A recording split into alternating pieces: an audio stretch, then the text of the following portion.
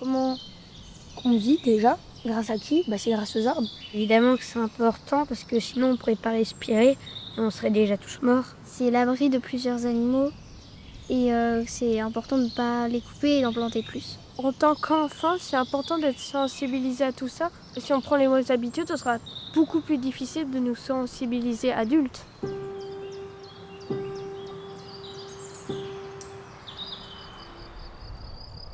Nous sommes ici sur la parcelle du Bois Roux qui a été créée par les Forêts du Futur.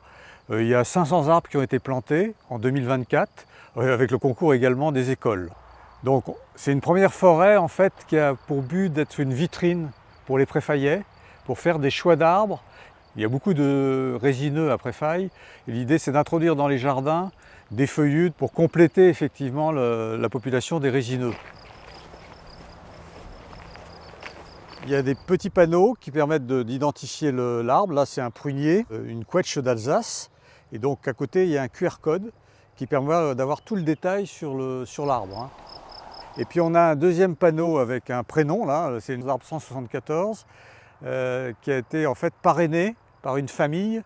Ça permet d'avoir un arbre qui va évoluer sur les dizaines d'années qui suivront. Et pour nous, c'est le moyen de faire des extensions des forêts du futur. L'idée, c'est de donner envie. Donc pour l'instant, on est dans une phase de sensibilisation et de pédagogie. On a d'ailleurs organisé sur ce mois d'avril 3 semaines d'expo dans le centre-ville, dans la salle du conseil municipal. Donc l'idée, c'est vraiment de sensibiliser, pour qu'après, tout le monde s'investisse au maximum. Les arbres sont à la fois des refuges, des ressources et des repères.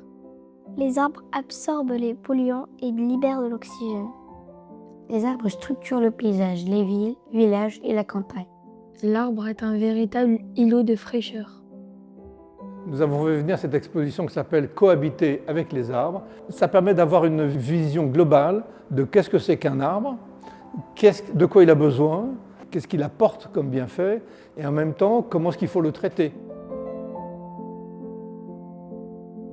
L'espoir, c'est de convaincre des gens de planter des arbres là où il n'y en avait pas. C'est surtout de réduire les îlots de chaleur qu'il y a et d'apporter de la beauté dans les rues, dans les jardins. Si on ne veut pas avoir que des maisons avec du béton et des climatiseurs, il faut mettre des arbres. Dans les arbres vivent un tas de petites bêtes. Et là, qu'est-ce qu'on peut reconnaître comme petites bêtes? Les fourmis. Oui. Nous voulions que le thème des arbres, la beauté des arbres, soit associé pour les enfants à un moment de douceur, un moment qui leur soit dédié. 2 oiseaux qui sont en train de chanter sur la branche. Les enfants, ce sont les générations à venir. Et si nous pouvons créer chez les enfants un respect des végétaux et des arbres en particulier, on pourra imaginer que ces ateliers-là ont rencontré leur objectif. Eh ben, tu coupes. À l'automne 2026, le projet, c'est de planter cette parcelle-là qui est en train de s'enfricher avec des feuillus résistants à la sécheresse et quelques résineux. On ne pourra faire cette parcelle que si effectivement on trouve les financements complémentaires qui peuvent venir soit de particuliers qui parrainent des arbres, soit d'institutions, de fondations qui soutiennent notre projet. Les arbres sont des êtres essentiels à notre milieu. Il faut en prendre soin, les soigner.